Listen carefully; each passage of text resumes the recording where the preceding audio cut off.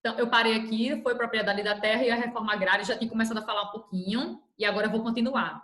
E eu até falei assim, que durante muito tempo, a propriedade da terra, você tem direito a uma terra, você poderia ganhar um pedaço de terra por uma doação, você poderia ter uma terra por causa de geração, né, que passou de geração em geração. Enfim, no passado, durante muito tempo, as terras foram até coletivas, né? Os camponeses trabalhavam em prol da sua sobrevivência, né? E em terras coletivas, comunitárias. Ou então, quando a terra pertencia a uma pessoa ou uma família, geralmente aquilo era passado de geração em geração, era doado. Então, durante muito tempo, não existia esse negócio de terras serem compradas ou vendidas, certo?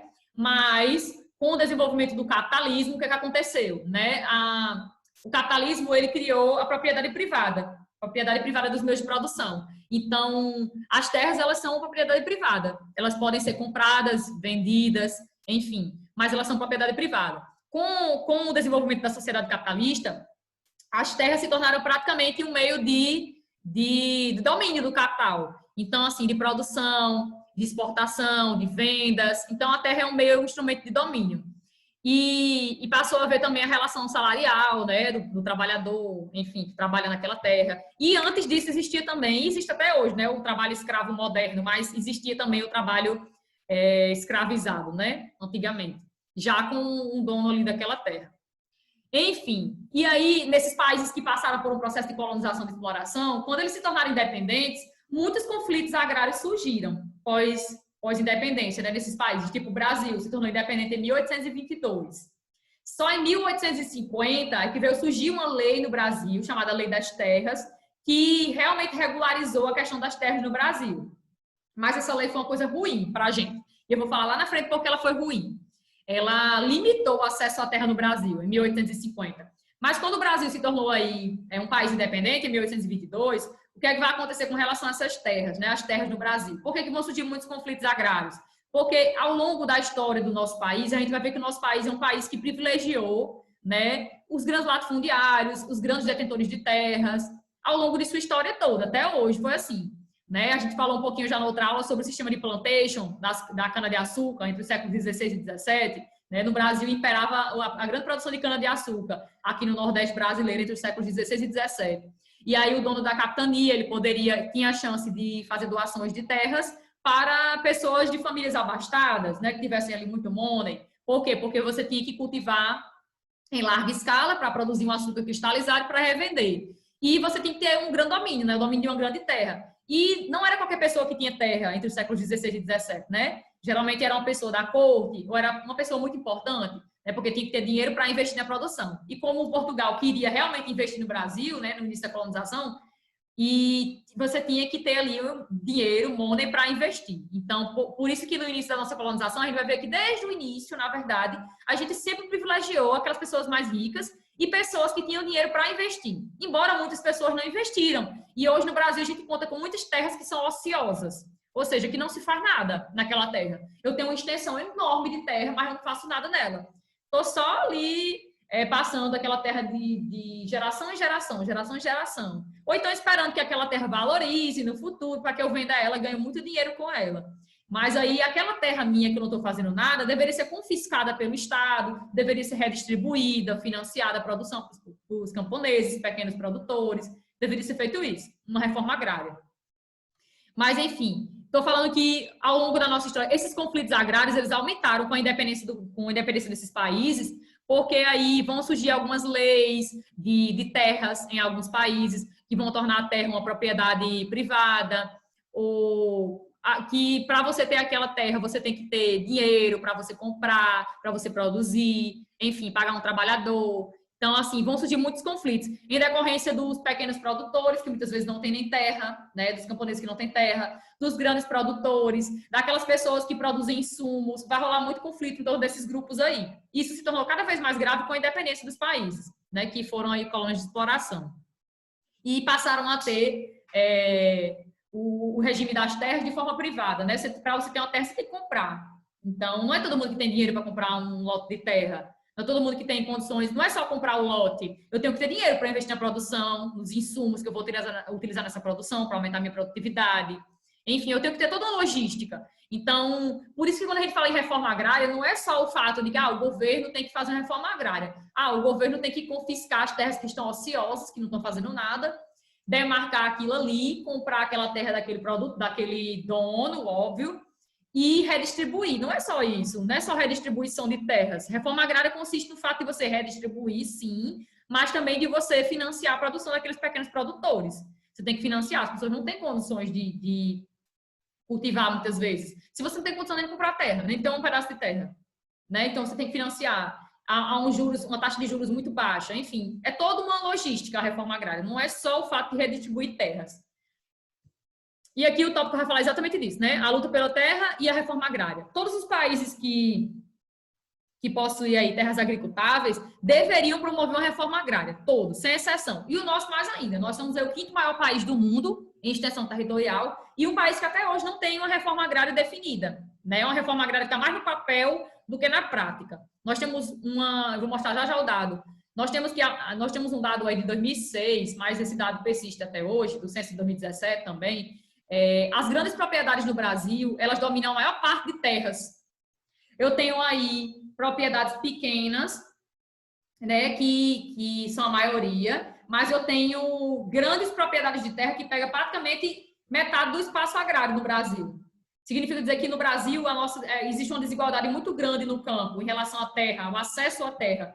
Tem pessoas aí, poucas pessoas detendo grandes terras, grandes extensões de terras, que muitas vezes não fazem nada, não produzem, não faz nada, e eu tenho um número enorme de pessoas que têm uma pequena terrinha e muitas vezes nem tem, mas quer produzir, nem tem e também não consegue fazer nada. Então precisa de uma ação governamental para redistribuir, para confiscar as terras, para redistribuir, para financiar a produção. Isso daí já aconteceu em alguns países, aqui o livro cita alguns, né, como exemplo. Por exemplo, no México e na Rússia, fizeram lá uma espécie de uma reforma agrária já, em 1910. O México é um país emergente, igual o Brasil. E a Rússia também. Aí Bolívia, Peru, em 1950, foi concedida a propriedade da terra aos pequenos lavradores, pequenos produtores, onde já trabalhavam, libertando-os da cobrança de aluguel da terra, de arrendamento. No Vietnã e na Argélia, na década de 50, as grandes plantações e lavouras comerciais foram nacionalizadas ou socializadas, tornar comunitário, né, entre eles. Além de outros inúmeros exemplos que a gente tem no mundo todo, de países que promoveram uma coisa parecida que seria uma reforma agrária, né? Um acesso maior à terra. Pois bem, coisa que deveria ser feita no Brasil. No Brasil, surgiu no ano de 1984 um movimento chamado, que vocês conhecem, eu acredito, o MST, que é o Movimento dos Trabalhadores Sem Terra. Surgiu numa reunião de trabalhadores rurais, lá no Paraná, em 1984, esse movimento, que persiste até hoje, né? Um dos movimentos mais importantes em relação ao acesso à terra que a gente tem no Brasil. Então, o livro destaca bem, por isso que está aqui em negrito, né? Movimento dos Trabalhadores Rurais Sem Terra, porque ele é muito importante. Outra coisa que a gente precisa falar e desmistificar mesmo, mudar essa opinião que a gente tem, que o pessoal do MST é tudo vagabundo, que gosta de ficar invadindo terra dos outros, que são rebeldes, ficam quebrando as coisas, isso não existe. Né? O movimento MST, o Movimento dos Trabalhadores Sem Terra, é um movimento rurais, né, sem terra, é um movimento justo, pacífico, criado basicamente para redistribuir as terras no Brasil, né, para as pessoas terem acesso à terra e ter também condições, né, ter acesso e condições para sobrevivência, para investir naquela terra, enfim, ter sobrevivência. É claro que dentro de cada movimento social, a gente vai ver que vão ter pessoas que são aproveitadoras, né, que se aproveitam da situação. Óbvio que tem algumas pessoas aí que fazem ações que não são interessantes, que nem estão de acordo, né, com os objetivos daquele grupo social, do MST. Óbvio que vão existir pessoas desse tipo, mas o movimento em si, a gente precisa desmistificar essa ideia de que o MST é feito de pessoas vagabundas. Não tem nada disso. São pessoas geralmente pobres, pequenos, médios produtores, pessoas que não têm terras, né? Pessoas que precisam ter acesso, que precisam ter uma ajuda, um subsídio governamental para produzir, certo? E a gente vai ver que eles são muito importantes, né? Pequenos e médios produtores do Brasil são muito importantes, porque a galera que mais produz de forma orgânica no Brasil, né, para consumo interno, não externo, então ano passado a gente falou de externo, de interno são os pequenos produtores, certo? Então a gente depende deles. são eles também que tentam, de certa forma, diversificar um pouco o que a gente consome de alimentos. Eles são muito importantes. Lá na frente eu vou falar deles de novo. Então, aqui citam alguns movimentos que existem no Brasil e também em outras partes do mundo, que lutam pelo acesso à terra, né? Um acesso mais igualitário, sem tanta desigualdade, no espaço agrário. Tem o MST no Brasil, que é o mais famoso, aí tem o movimento indígena e camponês mesoamericano, Moicã, formado aí por países da América Central e parte da América do Norte. Temos também um no México chamado O Campo Não Aguenta Mais, e temos o internacional, que é o Via Campesina. Esse aqui surgiu em 93, e ele junta aí países da Ásia, da África, da América e da Europa. Tem cerca de 73 países, localizados em cerca de 73 países, e reúne mais de 164 organizações camponesas no mundo todo, né? Englobando aí cerca de 200 milhões de pessoas, né, que são agricultores. Né? Então, pega aí também, pega pequeno produtor, médio produtor, trabalhador agrícola, mulheres rurais, comunidades indígenas e negras no mundo todo, certo? Quase o mundo todo, basicamente, né? Pega aí a Ásia, a África, a América e a Europa. Faltando só aí a Oceania e a Antártida. Mas esse Via Campesina, ele é um internacional. É uma luta aí no mundo todo. Estrutura fundiária e reforma agrária do Brasil. O que é a estrutura fundiária de um país? Né? Como se organiza as propriedades rurais daquele país? Em relação a como ela está dividida, qual o tamanho dessas propriedades, qual tipo de cultivo que são realizados, tipos de cultivos que são realizados nessas propriedades, qual a mão de obra que é empregada, como é essa mão de obra, tudo isso entra na nossa estrutura fundiária. É estudando a estrutura fundiária do país que a gente vai saber se aquele país existe uma grande concentração de terras ou não, nas mãos de poucas pessoas, né?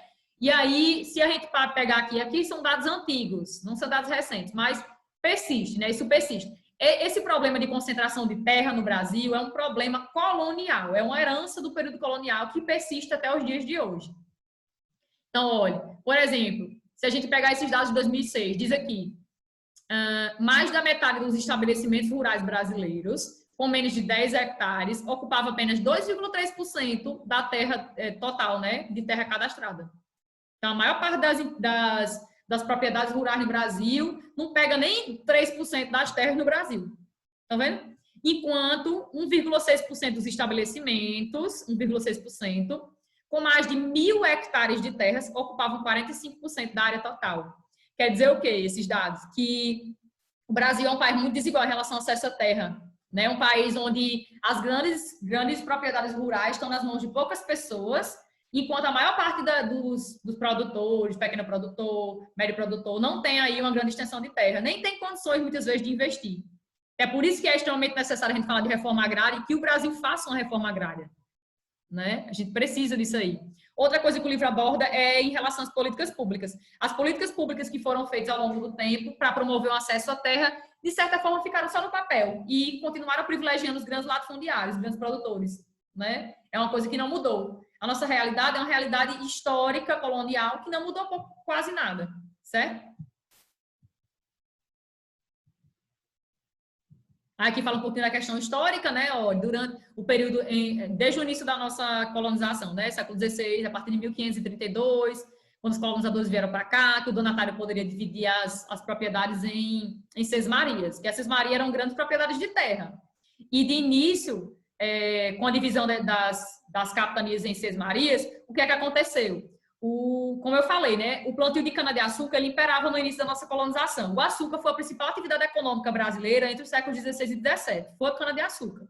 Só veio, então, o Nordeste já foi a principal região econômica do Brasil. Já foi, entre os séculos XVI e XVII. Quem era o manda-chuva do Brasil era a gente.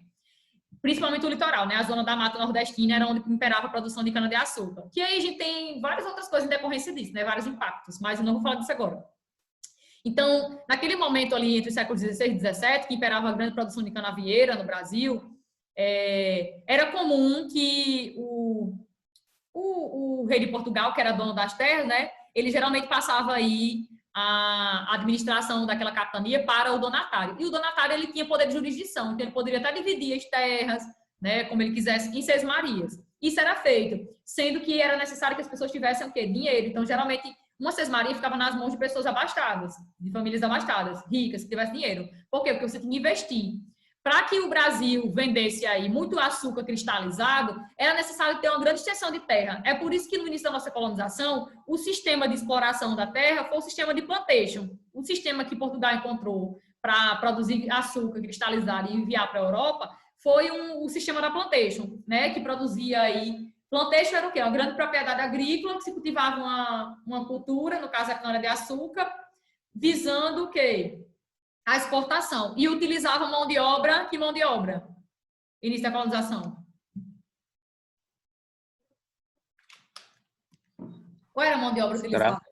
Mão de obra escrava, exatamente. Então, nesse tempo aí que o açúcar bombava no Brasil, era um período em que se deu as grandes produções, né, de açúcar se davam em plantations.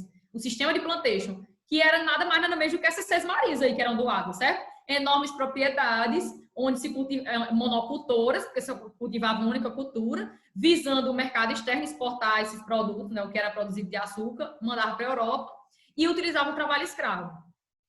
Era isso que acontecia. Deixa eu vir para aqui. É isso que está explicando aqui. A unidade de produção mais importante daquele período eram os engenhos, né, que é onde se dava a produção de cana-de-açúcar, e também a transformação da cana-de-açúcar em açúcar cristalizado.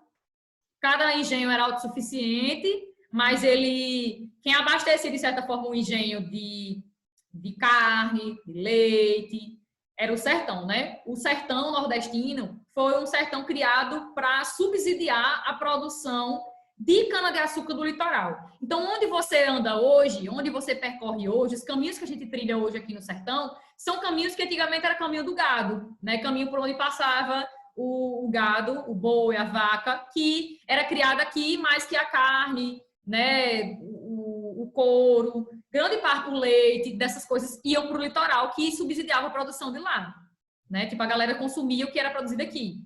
Era uma forma de... Não dava para você ter uma grande extensão de terra onde você cultivava e ainda criar animais, né? Não tinha como fazer tudo isso ao mesmo tempo em uma grande propriedade, porque você tinha que ter muita terra para produzir muita cana-de-açúcar. Então, né, trouxeram gado aqui para o sertão e aí foram criando as diversas cidades aqui, né? Vilas, depois cidades foram surgindo por causa desse caminho que o gado fazia até o rumo ao litoral. Pois bem, falei um pouquinho da história. Não se tinha no Brasil, né, nesses séculos 16 e 17, somente produção de cana-de-açúcar, né? Também tinha produção de tabaco, de cacau, de algodão, também se deu aí nesse período colonial. Mas a cana-de-açúcar foi a mais importante, a principal atividade econômica, né, entre os séculos 16 e 17. Isso só veio mudar no final do século 17, porque houve uma decadência da produção de cana-de-açúcar no Brasil, porque outros locais no mundo, sobretudo aqui no mar do Caribe, no Mar das Antilhas, na América Central, alguns países começaram a produzir cana-de-açúcar também, né? Começaram a produzir açúcar. E aí, o açúcar, a oferta do preço do açúcar caiu bastante, né? O preço caiu bastante. E, tipo, não se tornou uma atividade mais rentável para o nosso país. E aí, que não era país ainda. E aí, o que é que aconteceu? E no final do século XVII, descobriram ouro nas regiões de Minas Gerais, Goiás, Mato Grosso. E partiu, né? Já mudou aí a dinâmica econômica do nosso país a partir do final do século XVII. O século XVIII é o século do ouro. Já muda também a questão da região econômica. O Nordeste sai, né, do topo ali e já entra a região Sudeste, já começa a ascender ali como a Sudeste e Centro-Oeste, como regiões muito importantes, principalmente Sudeste, né? Como regiões muito importantes economicamente.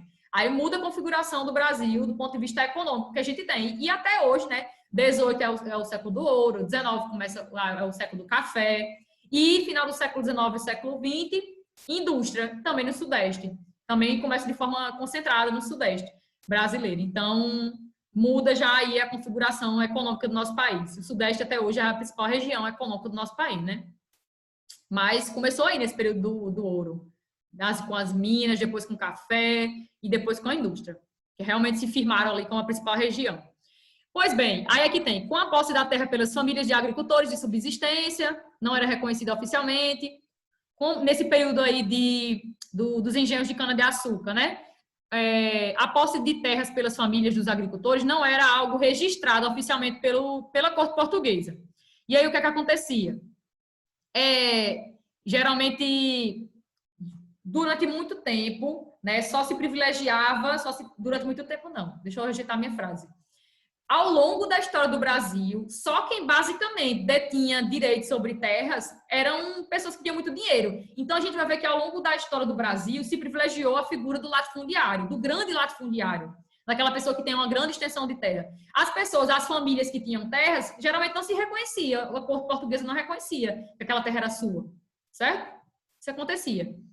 Por sua vez, os poceiros, que são aquelas pessoas que não têm um registro de terra, não tem um registro daquela terra, mas ele tomou posse daquilo ali, começou a produzir. De certa forma, se viram para espalhar no Brasil, se espalhar no Brasil, né, em relação à produção. Esses poceiros são aquelas pessoas que não têm um título de propriedade, mas eles se apossam de algumas terras para produzir. Mas se o governo for lá e dizer, olha, sai daqui, eu tenho que sair, porque ele não tem nada registrando. Em relação a esses poceiros, o que é que vai dizer aqui no livro? Ele fala de latifundiário, depois já pula para poceiro. Mas, enfim, fala aqui dos poceiros porque existe muito conflito no Brasil em relação a esses poceiros, né? Porque eles tomam terras indígenas, por exemplo, para produzir, e não tem nenhum registro, né? E eles foram responsáveis por expandir bastante a área de fronteira agrícola no nosso país. Essas pessoas que se apossam de terras para começar a produzir, mas que não tem nenhum registro. Aí aqui vai falar de um tipo de